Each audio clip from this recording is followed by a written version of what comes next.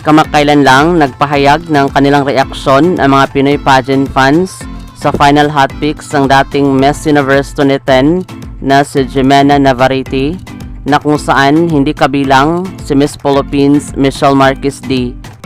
May isang Pinoy pageant fans ang nagpahayag ng kanyang komento.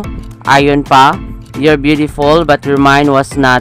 Dahil dito, nagpahayag din ang dating reyna ng isang komento na kung saan ang sinabi niya, "Not every single year Philippines can be the favorite.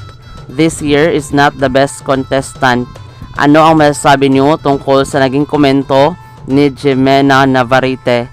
Maraming salamat sa panonood. Para maging updated ka, huwag kalimutang mag-subscribe.